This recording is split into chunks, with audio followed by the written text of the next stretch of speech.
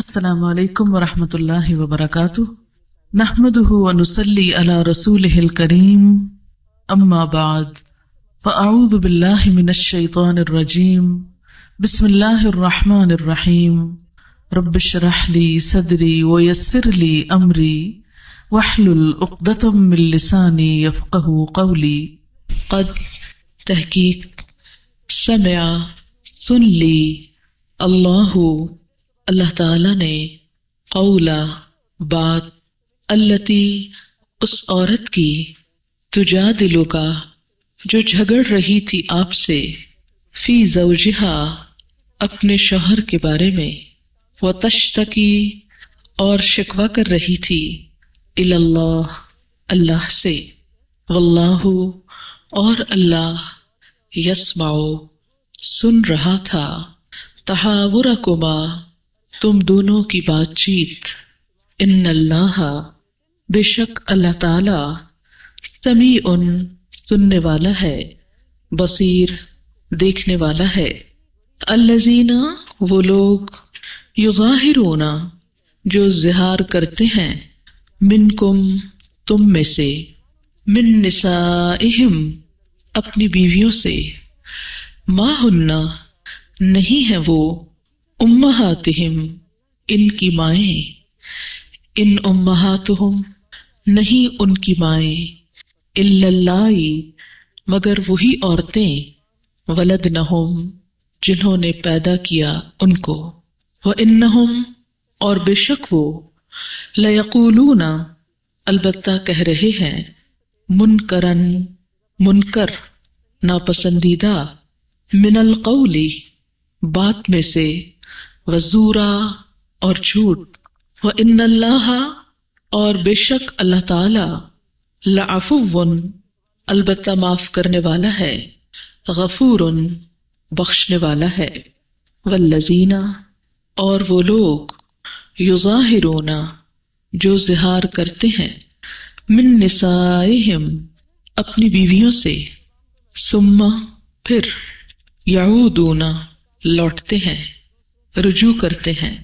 لما قالو اس کے لیے جو انہوں نے کہا فتحریر تو آزاد کرنا ہے رقبۃ ایک گردن کا من قبل اس سے پہلے ان یتماسا وہ دونوں ایک دوسرے کو ہاتھ لگائیں ذالکم یہ بات توعظون تم نصیحت کیے جاتے ہو بہی ساتھ اس کے واللہ اور اللہ بما تعملون ساتھ اس کے جو تم عمل کرتے ہو خبیر باخبر ہے فمن لم پس جو نہ یجد پائے فصیام تو روزے رکھنا ہے شہرین 2 مہینے کے متتابعین مسلسل من قبل اس سے پہلے ان یتماسا کہ وہ دونوں ایک دوسرے کو ہاتھ لگائیں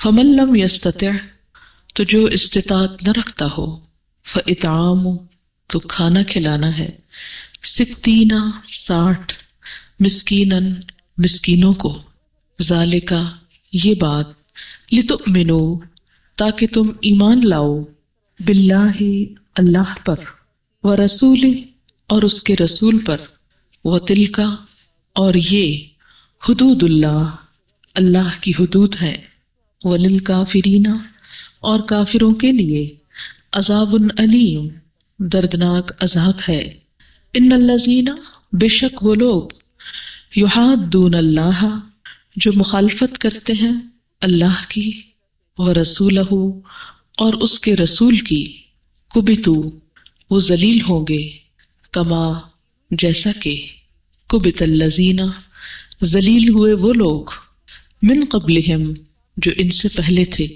وقد انزلنا اور تحقیق نازل کی ہم نے آیات بینات واضح آیات روشن آیات وللکافرین اور کافروں کے لیے عذاب ہے مہین رسوا کن یوم جس دن یبعثہم اللہ اٹھائے گا ان کو اللہ جمیعاً سب کے سب کو فَيُنَبِّئُهُم، پھر وہ ان کو بتائے گا، بما عملوا، جو انہوں نے عمل کیے ہوں گے، احصاہ اللہ، گن کے رکھا ہے اس کو اللہ نے، ونسوہ، اور وہ بھول چکے ہیں اس کو، واللہ، اور اللہ، علی کل شیء شہید، ہر چیز پر گواہ ہے۔ یہ سورت المجادلہ اور المجادلہ دونوں طرح کہلاتی ہے۔ مجادلہ کا لفظ جدال سے نکلا ہے، جس کا معنی ہوتا ہے جھگڑا کرنا۔ یہاں پر ایک عورت کے جھگڑے کی بات ہے جو وہ اپنے حق کے لیے کر رہی تھی۔ اسلام سے پہلے عربوں میں یہ رواج تھا کہ کوئی مرد اگر اپنی بیوی سے یہ کہہ دیتا کہ انتی علیہ کا ظہر امی، کہ تو مجھ پر ایسی ہے جیسی میری ماں کی پیٹھ، تو وہ عورت ہمیشہ کے لیے اس مرد پر حرام ہو جاتی۔ شریعت کی اصطلاح میں اس کو زہار کہا جاتا ہے، کیونکہ زہار کا لفظ زہر سے نکلا ہے۔ زہر پیٹھ کو کہتے ہیں، یعنی بیوی کو ماں کی پیٹھ کی طرح کہنا۔ مدینہ کے ایک مسلمان صحابی جن کا نام اوس بن صامت تھا، انصاری تھے، انہوں نے اپنی بیوی خولہ بنت ثعلبہ کو ایک بار یہی لفظ بول دیے۔ وہ رسول اللہ صلی اللہ علیہ وسلم کے پاس آئیں اور اپنے ساتھ ہونے والا واقعہ بتایا۔ آپ صلی اللہ علیہ وسلم نے عرب کے قدیم رواج کے مطابق یہ فرمایا کہ میں خیال کرتا ہوں کہ تم اس پر حرام ہو گئی ہو۔ خولہ کو یہ پریشانی ہوئی کہ میرا گھر اور میرے بچے اس مرد کی ایک بات کی وجہ سے برباد ہو جائیں گے۔ وہ فریاد اور زاری کرنے لگی اور آپ صلی اللہ علیہ وسلم سے بار بار مطالبہ کر رہی تھی کہ میرے اس مسئلے کا کوئی حل نکالا جائے، لیکن آپ کے پاس گزشتہ معلومات کے مطابق ایک ہی حل تھا یا ایک ہی بات تھی، کوئی اور نہیں۔ اس لیے آپ یہی فرماتے تھے کہ اب تم دونوں کے درمیان ایک طرح سے طلاق ہو گئی ہے۔ اس پر یہ آیات اتری اور زہار کے بارے میں اسلام کا حکم بتایا گیا۔ بات یہ ہے کہ اس واقعے سے کئی باتیں پتہ چلتی ہیں۔ پہلی بات تو یہ کہ قد سمع اللہ، یقیناً سن لی اللہ نے، قول التی، بات اس عورت کی، تجادلو کا جو تجھ سے جھگڑ رہی تھی، فی زوجہا، اپنے شوہر کے معاملے میں۔ اس سے کیا پتہ چلتا ہے کہ اللہ تعالیٰ سنتا ہے، پکارنے والا خواہ مرد ہو یا عورت ہو۔ جب بھی کوئی دکھی انسان کسی کا ستایا ہوا، کسی کا ڈسا ہوا اپنی فریادیں اللہ سے کرتا ہے، اللہ اس فریاد کو سنتا ہے۔ اور ایک بندہ مومن کے لیے سب سے پہلی اور آخری جگہ بھی کیا ہے کہ وہ سارے دکھوں اور غموں اور مشکلات کو اپنے رب کے سامنے بیان کرے۔ صحابہ کرام کا طریقہ کیا ہوتا تھا کہ اگر جوتی کا تسمہ بھی ٹوٹتا تھا تو اللہ سے دعا کرتے تھے۔ کسی بھی مشکل میں سب سے پہلی نظر جس پہ جاتی وہ اللہ کی ذات تھی، اور دل میں یہ یقین رکھنا کہ ہر مشکل کا حل اللہ کے پاس ہے، اور وہ ہر چیز پہ قدرت رکھتا ہے اور وہ کر سکتا ہے، اور اگر کوئی بندہ میرے پاس آیا مدد کو بھی تو وہ بھی دراصل اللہ کے اذن سے ہوگا، اس کے دل میں ڈالنے سے ہوگا، اس کی وجہ سے ہوگا۔ یعنی کسی انسان کے دل میں، کسی انسان کے لیے جو رحمت اور شفقت ہو سکتی ہے وہ بھی دراصل اللہ ہی کی ڈالی ہوئی ہے۔ ماں اگر اپنے بچوں سے محبت کرتی تو اللہ کی ڈالی ہوئی ہے۔ اسی طرح کوئی انسان کسی کی خدمت یا مدد کے لیے آتا ہے تو وہ بھی خیال اللہ ہی ڈالتا ہے۔ دینے والے کو بھی اگر کسی نیکی کی توفیق ہو جائے، کسی کے ساتھ کوئی بھلائی کرنے کی، تو وہ بھی اس کو اپنا کمال نہ سمجھے، اللہ کا احسان سمجھے کہ اس کی توفیق سے مجھے نصیب ہوا کہ میں کوئی نیکی کا کام کر سکوں۔ ایسا کرنے سے کبھی بھی انسان کے اندر نیکی کا تکبر اور غرور نہیں آتا، اور تکبر اور غرور ایسی چیز ہے کہ جو اللہ تعالیٰ کو سخت ناپسند ہے۔ بندوں کے لیے کہ وہ اپنی بڑائی کا اظہار کرے، یا اپنے آپ کو بڑی چیز سمجھے، یا خود کو دوسروں سے بہتر سمجھے، یہ بندگی کی حدود سے باہر نکلنا ہے۔ تو اللہ تعالیٰ سنتا ہے۔ اللہ نے سن لی ایک عورت کی بات اور اسی انداز سے فرمایا قد سمع اللہ قول التی، اور کیا کہہ رہی تھی؟ تجادلک فی زوجہا، جو تم سے اپنے شوہر کے معاملے میں جھگڑا کر رہی تھی۔ یعنی اسلام نے عورت کو نہ صرف یہ کہ اپنے اوپر ہونے والے ظلم کی شکایت کا موقع دیا، بلکہ اس شکایت کو سنا بھی۔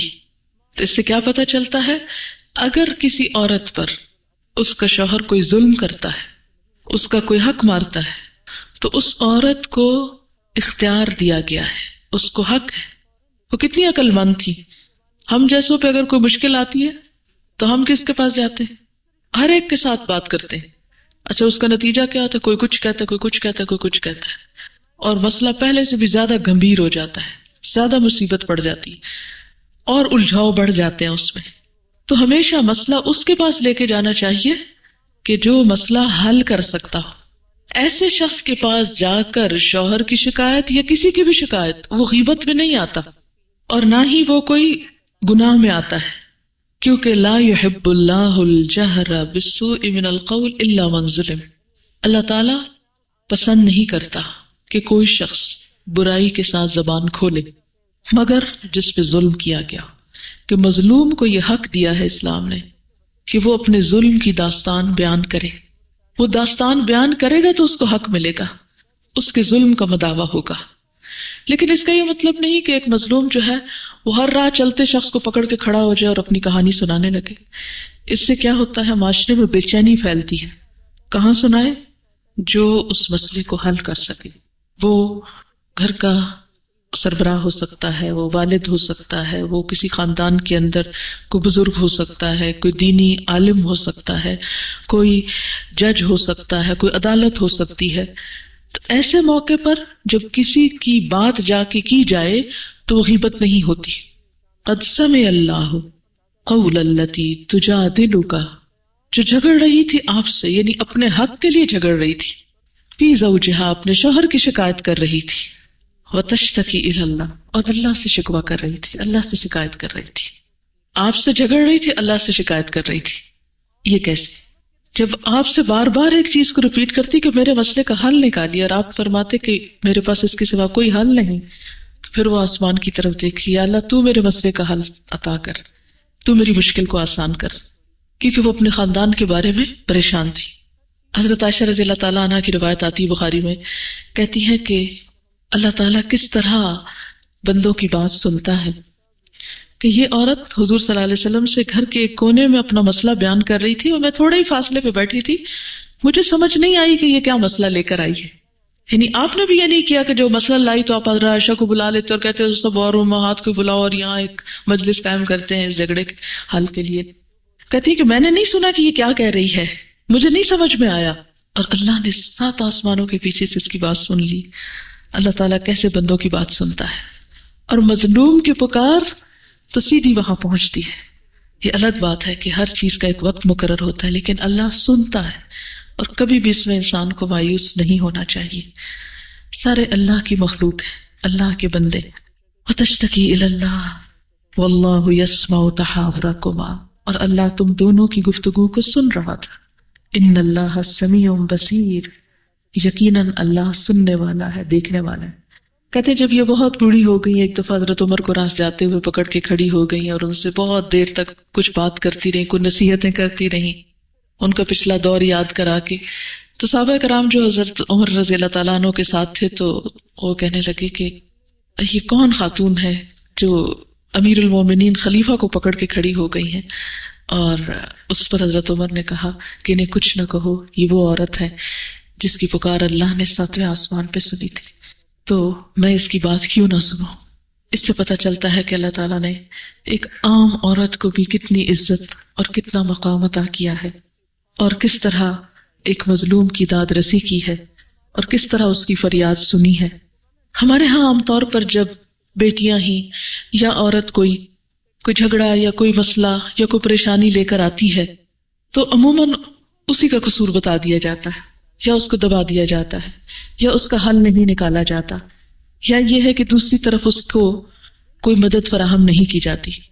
اس کا یہ مطلب نہیں ہے کہ چھوٹی چھوٹی باتوں پر انکریج کیا جائے اور مسئلے کھڑے کر لیے جائیں صرف ہمدردی حاصل کرنے کے لیے یا توجہ حاصل کرنے کے لیے، لیکن جہاں حقیقی مسئلہ ہو اس کو اگنور بھی نہیں کرنا چاہیے، اور اس کا حل تلاش کرنا چاہیے، خصوصاً ایسی جگہ جہاں بچیوں پہ مار پیٹ ہوتی ہے بسا اوقات، یا ظلم و ستم ہوتا ہے، یا تکلیف دہ ماحول پیدا ہو جاتا ہے، تو رشتہ داروں کا، خاندان کا، برادری کا، عام مسلمانوں کا فرض بنتا ہے کہ وہ مظلوم لوگوں کی، خواہ وہ یتیم ہو یا عورت ہو یا کوئی بھی ہو معاشرے کا، اس کی مدد کی جائے، اس کو سمجھایا بھی جائے اور اس کا حل نکالا جائے۔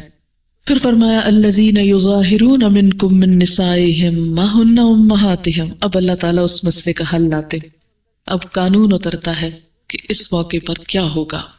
اس سے ایک اور بات بھی پتہ چلتی ہے کہ اسلام کے جتنے بھی قوانین ہیں وہ بہت نیچرل وے میں آئے، مسئلہ پیش آیا اور اس کا حل پیش کیا گیا، اور وہ چیز پھر باقی نسلوں کے لیے قانون بن گئی۔ اس میں بھی اللہ تعالیٰ کی مصلحت تھی، اگر یہ خاتون مسئلہ نہ لاتی اور گھر میں ہی کوئی اس کے ساتھ طے کر لیتی یا اس کو ایک طرح سے دبا جاتی تو شاید یہ قانون نہ بنتا۔ اسی لیے کسی بھی ایسی سچویشن کو جو بسا اوقات بظاہر ناپسندیدہ نظر آتی، اس کو اپنے حق میں برا نہیں سمجھنا چاہیے۔ اب ان کے اوپر جب یہ مسئلہ ہوا اور وہ پریشان ہوئی اور وہ تکلیف میں مبتلا ہوئی تو انہوں نے رہتی دنیا تک کے لیے قانون بننے کا سبب پیدا کر دیا، یعنی بظاہر ان پہ ظلم ہوا لیکن ان کی وجہ سے کتنے لوگوں کا بھلا بھی ہو گیا۔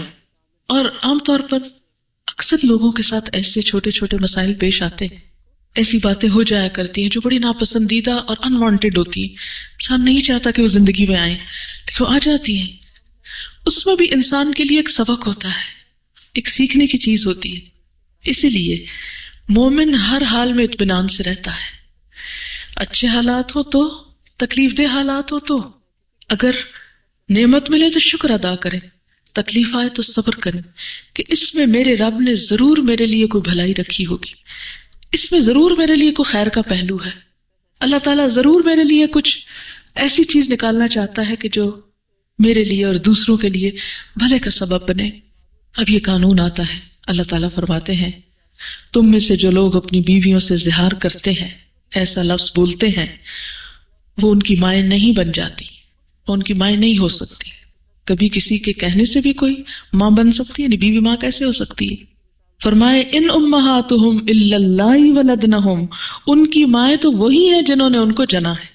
وَإِنَّهُمْ لَيَقُولُونَ مُنْكَرًا مِنَ الْقَوْلِ وَزُورًا، اور ایسا کہنے والے، بیوی کو ماں کہنے والے بہت نامعقول اور بہت ہی جھوٹی بات کہتے ہیں، یعنی ایسا کہنا بھی جھوٹ ہے اور ایک غلط بیانی ہے، ناپسندیدہ چیز ہے۔ منکر کس کو کہتے ہیں؟ عام زبان میں برائی کو کہتے ہیں، جو ناقابل قبول ہو، نامعقول چیز کو لیے بھی منکر کا لفظ استعمال ہوتا ہے۔ یعنی یہ تو عقل میں آنے والی بات ہی نہیں ہے کہ کوئی شخص اپنی بیوی کو ماں کہے کہ وہ اس کی ماں کہنے سے وہ ماں بن جائے، یہ نہیں ہو سکتا۔ وَإِنَّ اللَّهَ لَعَفُوٌّ غَفُورٌ، لیکن اگر غصے میں، غلطی میں، بھول میں کوئی ایسی بات ہو گئی اور کوئی شخص پھر معافی مانگ لے تو اللہ معاف بھی کر دیتا ہے، کیونکہ انسان ہے، کمزور ہے، زبان سے بسا اوقات ایسی باتیں نکل بھی جاتی ہیں۔ اور والذین یظاہرون من نسائہم ثم یعودون، وہ لوگ جو اپنی بیویوں سے زہار کرتے ہیں پھر اب رجوع کرنا چاہتے ہیں، غلطی کو ریئلائز کر لیا، محسوس کر لیا، مان لیا، اب پلٹنا چاہتے ہیں کہ ہم اب اپنے ہی کہے سے باہر نکلنا چاہتے ہیں کہ جو ہم نے کہا تھا غلط کہا تھا، ہم اس سے توبہ کرتے ہیں اور اپنی خاندانی ازدواجی زندگی کو بحال کرتے ہیں۔ تو اب صرف ایک لفظ سے واپس نہیں پلٹ سکتے، اب کیا کرنا ہوگا؟ جرمانہ دینا ہوگا۔ ایک لفظ، کتنا بڑا جرمانہ؟ فَتَحْرِيرُ رَقَبَةٍ من قبل ان یتماسا، ایک گردن آزاد کرو۔ کیا ہے؟ بول ہی ہے نا، بیوی کو تم میری ماں ہو، ایک بول، اور ایک بول جو عورت کو ستا جائے، اس بول پر کتنی بڑی پینلٹی ہے؟ ایک غلام آزاد کرو۔ آج کل غلام تو کوئی نہیں ہوتے، لیکن آپ سمجھے کہ اگر ایسی ہے جیسے کوئی کہے کہ ایک اونٹ خرید کے ذبح کرو، یا یہ کہ ایک گائے بھینس کتنے ہزار کی پڑتی ہے۔ اس زمانے میں اگر غلام خریدے جاتے بھی تو ہزاروں لاکھوں میں ہوتے تھے، یعنی جانوروں سے بڑھ کر قیمت تھی انسان کی۔ تو ایک لفظ کا جرمانہ، فائن، پینلٹی کتنی؟ ایک غلام آزاد کرنا۔ اور اس وقت تک تم دوبارہ بیوی کو ہاتھ نہیں لگا سکتے، اس کے پاس نہیں جا سکتے جب تک تم یہ ادا نہ کر چکو۔ ذالکم یہ بات توعظون بہ، اس جرمانے کے ساتھ تم کو نصیحت کی جاتی، یعنی یہ نصیحت صرف زبانی نہیں، اب اس کا خسارہ بھی بھرنا پڑے گا، یعنی یہ نصیحت ایک بہت بھاری نصیحت ہے۔ واللہ بما تعملون خبیر، اور اللہ خوب جانتا ہے جو بھی تم عمل کرتے ہو، اس کو سب پتا ہے۔ فمن لم یجد، اور جو نہ پائے۔ ایک بات آپ قرآن کی غور کریں گے کہ جہاں غلاموں کا ذکر آتا ہے نا کہ غلام آزاد کریں، ساتھ ہی آپ دیکھیں گے ہر جگہ یہ لازمی آئے گا فمن لم یجد، جو نہ پائے۔ یہ اللہ کو پتا تھا نا کہ ایک دور ایسا آئے گا جب یہ نہیں ہوگا۔ اس سے آپ اسلام کی یونیورسلٹی دیکھ سکتے ہیں کہ ہر دور کے لیے پریکٹیکل ہے۔ اور ویسے بھی مالی اعتبار سے بھی جو شخص نہ خرید سکے، نہ کر سکے، اب وہ کیا کرے؟ فمن لم یجد فصیام، وہ روزے رکھے۔ جسمانی سزا پہلے جیب پہ، جیب اگر اجازت نہیں دیتی تو پھر جسم پہ بھگتے۔ کتنے روزے؟ رمضان کے 1 مہینے کے ہوتے ہیں، یہاں فرمایا شہرین، 2 مہینے، اور 2 بھی کیسے؟ متتابعین، ایک سٹریچ میں، ایک نہیں چھوڑ سکتے۔ ایک بھی چھوڑ دیا تو کیا ہوگا؟ پھر دوبارہ رکھنے پڑے گا سارے کے سارے۔ 1 مہینہ بھی جیسے گزرتا سب کو پتہ ہی ہے کہ گن گن کے گزارتے، اتنے رہ گئے اتنے رہ گئے، اور ایک کی بجائے اگر وہ عید والے دن پتہ چلے آج سے 1 مہینہ اور ہو گیا ہے تو ایک مشکل کام ہے۔ کبھی سوچا آپ نے یہ 2 مہینے کے روزے کس کو رکھنے کے لیے کہا جائے؟ جس نے ایک لفظ بولا، بیوی کو ماں کہا، عورت کو ستایا، اس کو یہ فائن کیا جا رہا ہے۔ اتنی سخت باتیں کیوں کی گئی؟ تاکہ آئندہ کوئی ایسی بات نہ کرے، آئندہ اس تعلق کو مذاق نہ سمجھے۔ کیونکہ بسا اوقات کیا ہوتا ہے، چھوٹی چھوٹی بات پہ شوہر کہتے ہیں تم یہ کر لو ورنہ میں تم کو طلاق دے دوں گا، تم یہ کر لو ورنہ گھر سے نکال دوں گا، یہ کر لو ورنہ یہ کر دوں گا، وہ کر دوں گا۔ اور بعض بیچاری عورتوں کی تو زندگی حرام اور تلخ ہو کے رہ جاتی کہ وہ ساری زندگی ایک خوف کے مارے کانٹوں پہ زندگی بسر کرتی ہیں، چھوٹی چھوٹی بات آنسو روتی ہیں۔ میرے پاس کئی ایسے واقعات آتے ہیں جن کو دیکھ کے دل بہت ہی کڑتا ہے، لیکن اس کا حل کیا ہے؟ یہ تعلیم، یہ قرآن، اس کو عام کیا جائے، صرف عورتوں کو نہیں مردوں کو بھی پتا چلے کہ عورت کے حقوق کیا ہے۔ پھر من قبل ان یتماسا، اب 2 مہینے کے روزے رکھ کے بیوی کے پاس آ سکتے، یعنی 2 مہینے کے لیے بیوی بھی حرام ہے ابھی، جب تک تم یہ روزے رکھ نہ چکو۔ فمن لم یستطع، اور جس کی استطاعت میں بیمار ہے، مثلا شوگر کا مریض ہے، دائمی بیمار ہے، روزے نہیں رکھ سکتا، اب کیا کرے؟ فاطعام 60 مسکینا، 60 مسکینوں کو کھانا کھلائے، یعنی 60 مسکینوں کو کھانا دینا ہوگا۔ یہ دو گے، صدقہ کرو گے، کفارہ دو گے، پھر اپنے لفظوں کو واپس لے سکتے ہو۔ تو اس سے کیا پتہ چلتا ہے کہ بسا اوقات ہم زبان سے ایسے ایسے لفظ بول جاتے ہیں کہ جن کو ہم بہت معمولی سمجھتے ہیں، ان کی کوئی اہمیت نہیں سمجھتے، حالانکہ کچھ باتیں اللہ تعالیٰ کو اتنی ناگوار ہوتی ہیں۔ جیسے حدیث میں آتا ہے کہ بعض اوقات انسان اپنے منہ سے ایک ایسا لفظ بول دیتا ہے بے خبری میں، اس کو احساس بھی نہیں ہوتا میں نے کیا کہہ دیا، اور وہ اللہ تعالیٰ کو اتنا ناگوار ہوتا ہے، اتنا ناگوار ہوتا ہے کہ اس کی وجہ سے وہ جہنم کی اتھاہ گہرائیوں میں پھینکتا ہے انسان کو۔ تو انسان کو کبھی بھی تکبر، دوسروں کے ساتھ ظلم و ستم اور ایسی بات نہیں کرنی چاہیے کہ جس سے دوسرے ہرٹ ہوں، خواہ وہ اپنی بیوی کیوں نہ ہو۔ اچھا، بیوی کی بات اور مثال اس لیے بھی کہ عموماً شادی کے بعد کیا سمجھا جاتا ہے کہ عورت ہم سے کمتر، ہم اس کے ساتھ جو چاہیں کریں، کون پوچھنے والا ہے ہم کو، اور خصوصاً ایسی بچیاں جن کے پیچھے ان کے ماں باپ کی سپورٹ نہیں ہوتی، یا یہ ہے کہ کمزور ہوتی ہیں کسی بھی اعتبار سے۔ تو یہاں پر اللہ تعالیٰ نے یہ قانون بتا کے واضح کر دیا، پھر فرمایا ذالک، یہ سب پینلٹی کیوں ہے؟ لتؤمنوا باللہ ورسولہ، تاکہ تم ایمان لاؤ اللہ اور اس کے رسول پر، یعنی یہ ایمان کا تقاضا ہے، تاکہ تمہیں پتہ چلے کہ ایمان لانا کوئی مذاق اور کھیل نہیں، ایمان والوں اور غیر ایمان والوں کے درمیان فرق ہو۔ اس طرح اخلاق اور کردار کو مسلمانوں کے سنبھالا گیا، اور جب یہ قانون دے دیا گیا تو پھر ظاہر ہے کہ جو یہ بولے گا سوچ کے ہی بولے گا، ہر ایک پھر اتنا عام نہیں استعمال کر سکتا ایسے الفاظ کو اور ایسی باتوں کو۔ ذالک لتؤمنوا باللہ ورسولہ، تاکہ تم ایمان لاؤ اللہ اور اس کے رسول پر۔ وتلک حدود اللہ، اور یہ اللہ کی حدود ہے، یہ اللہ نے قانون دیا ہے۔ وللکافرین عذاب علیم، اور کافروں کے لیے دردناک عذاب ہے۔ یہاں کافر کون ہے؟ اس حکم کا انکار کرنے والے۔ یہاں کافروں سے مراد کوئی کلمہ نہ پڑھنے والے نہیں ہیں، کیونکہ ان کے لیے تو قانون ہی نہیں ہے. انہوں نے اس کا کیا کفر کرنا ہے؟ وہ تو ہر چیز کے کفر کیے ہوئے. لیکن جو اس اصول کو نہیں مانے گا، اس کا انکار کرے گا، یعنی زبان سے کچھ بولے گا. اور جیسے آپ دیکھیں گے اب یہ تو چونکہ عرب جاہلیت میں ایک رواج تھا زہار کا لفظ استعمال کرنا. آج کے دور میں زہار کا لفظ تو نہیں بولتے، لیکن بہت سے ایسی چیزیں سامنے آتی ہے کہ بسا اوقات طلاق بول کے پھر کہا میں نے تو ایسے ہی کہا تھا، مذاق کیا تھا. پھر کبھی کہا کہ نہیں وہ میری نیت نہیں تھی، وہ میں ایسے ہی تمہیں دھمکی دے رہا تھا. ایسے خواتین کو مسئلے ہوتے ہیں کہ شوہر طلاق بول بھی دیتے، پھر انکار کر دیتے، پھر خود ہی رجوع کر لیتے ہیں، پھر بیوی کو جانے بھی نہیں دیتے. یعنی ایک عجیب و غریب زندگی بنا کے رکھتے ہیں کہ جس میں حلال حرام کی کوئی تمیز ہی نہیں رہتی.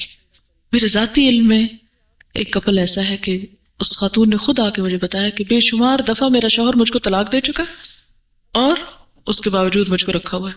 میں کہتا نام تو لو، تم کسی کے سامنے مار نہ ڈالو کہ میں نے تم کو طلاق دی. یہ اللہ کی حدود ہے، حرام اور حلال کے درمیان حد واضح ہے. طلاق بھی کیا ہے؟ منہ کا ایک بول ہے نا، اس کو بھی بے دریغ یوں نہیں استعمال کیا جا سکتا. تلک حدود اللہ وللکافرین عذاب علیم. جو ان حدود کو توڑے گا سخت سزا پائے گا. اور پھر آپ دیکھیے کہ صرف لغو باتوں سے فطرت کے قوانین نہیں بدلا کرتے کہ ہم بےہودہ بیکار باتیں اپنے منہ سے نکالتے رہیں اور اللہ تعالیٰ کے قانون یا فطرت کو بدل ڈالیں. اور پھر اس قانون کی پابندی ایمان کا حصہ ہے. اس کو ایمان سے نتھی کر دیا گیا کہ جو ایمان رکھتا ہے اس کی پابندی کرے گا. اور پھر ساتھ مزید سخت الفاظ سے فرمایا ان الذین یحادون اللہ ورسولہ، جو لوگ اللہ اور اس کے رسول کی مخالفت کرتے ہیں. مخالفت کیسے ہوتی ہے؟ یعنی اللہ رسول جو فرما رہے ہیں ان کی عملی زندگی اس کے بالکل اپوزٹ جا رہی ہے. وہ کچھ قانون بتاتے ہیں، یہ کچھ اور کرتے ہیں. وہ کچھ فرماتے ہیں، یہ کچھ اور کر رہے ہیں. کبتو، وہ ذلیل ہوں گے، رسوا ہوں گے. کما کبت الذین من قبلہم، جیسے وہ لوگ رسوا ہوئے جو ان سے پہلے تھے. وقد انزلنا آیات بینات، اور یقیناً ہم واضح کھلی روشن آیات نازل کر چکے ہیں، بتا چکے ہیں، اتار چکے ہیں.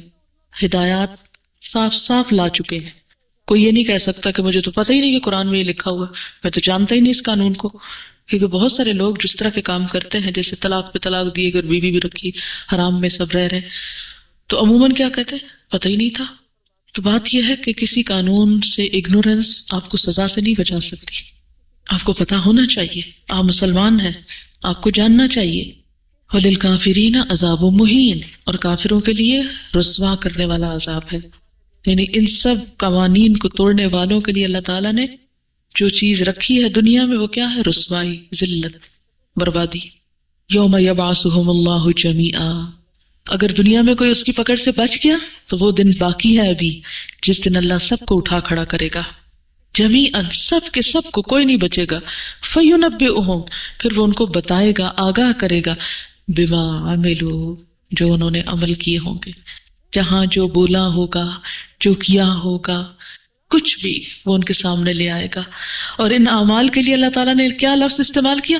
احصاہ اللہ، اللہ نے اس کو شمار کر کے رکھا ہے، گن کے رکھا ہوا ہے. کس شخص نے اپنے منہ سے کس وقت کیا بات نکالی، کل زندگی میں کتنے جھوٹ بولے، 100 یا 101 ود ایگزیکٹ فگر. اتنی نمازیں پڑھنی تھی، اتنی پڑھی، اور اتنی نہیں پڑھی. اتنے روزے فرض تھے، اتنے خالی ہیں. اتنا یہ کام کرنا تھا، یہ نہیں کیا. اور یہ منع کیا گیا تو یہ اتنی دفعہ ریپیٹ کیا گیا. احصاہ اللہ ونسوہ، اللہ نے تو گن لیا اور یہ خود بھولے ہوئے. ہمارا یہی حال ہے نا، اگر ہم سے کوئی پوچھے آج تک کتنی نمازیں چھوڑی، سچی بات ہم کو کوئی یاد نہیں ہوگا کیا کر چکے، لیکن اللہ نے گن رکھا ہے. احصاہ اللہ ونسوہ، اللہ نے اس کو شمار کر رکھا ہے اور لوگ اس کو بھول جاتے ہیں. واللہ علی کل شیء شہید، اور اللہ تو ہر چیز پہ گواہ، تو سامنے دیکھ رہا ہے کہ اس کا کیا عمل ہے. اگر آج ہم کو نظر نہیں آتا تو مومن ہونے کے ناطے ایمان ہونا چاہیے ہمارا، کل کو بتایا جائے گا. تو اس سے پہلے کہ وہ گن کے سامنے لایا جائے، توبہ استغفار کرنی چاہیے، اپنے گناہوں کی معافی مانگنی چاہیے، اپنے اعمال کی اصلاح کر لینی چاہیے، اللہ کی حدود اور قوانین کو جان لینا چاہیے کہ ہمیں کس طرح بحیثیت مسلمان ایک زندگی بسر کرنی ہے. وآخر دعوانا الحمد للہ رب العالمین. پھر دعا کر لیتے ہیں. سبحان اللہ والحمد للہ ولا الہ الا اللہ واللہ اکبر ولا حول ولا قوة الا باللہ العلی العظیم. اللہم صل علی محمد وعلی آل محمد كما صليت على إبراهيم وعلى آل إبراهيم إنك حميد مجيد اللهم بارك على محمد وعلى آل محمد كما باركت على إبراهيم وعلى آل إبراهيم إنك حميد مجيد ربنا آتنا في الدنيا حسنة وفي الآخرة حسنة وقنا عذاب النار. یا اللہ پاک جو کچھ ہم نے پڑھا ہے سنا ہے ہمیں اس پر عمل کی توفیق عطا فرما، ہمیں اپنی حدود اور اپنے قوانین کا لحاظ رکھنے کی توفیق دے. یا رب العالمین ہمیں دین کا صحیح فہم عطا فرما، ہماری زندگیوں کو اپنی اطاعت کے مطابق کرنا. یا اللہ ہماری زبان کی حفاظت فرما، ہماری زبانوں سے غلط لفظ نہ نکلے. یا اللہ ہماری نیت کو اپنے لیے خالص کر لے، ہمارے کاموں میں اور وقت میں زندگی میں برکت پیدا کر دے. یا اللہ تو ہمیں اپنے مقرب بندوں میں شامل کر لے. جتنے بھی حاضرین مجلس ان کے دلوں میں جو دعائیں اور نیک تمنا ان کو پورا فرما. یا اللہ تو مسلمانوں کے دلوں کو جوڑ دے، ان میں اتفاق اور اتحاد پیدا فرما. لا حول ولا قوة الا باللہ العلی العظیم. یا اللہ تو ہم سب پر اپنی رحمت نازل فرما، ہمیں دین میں استقامت عطا فرما. ربنا تقبل منا انک انت السمیع العلیم وتب علینا انک انت التواب الرحیم.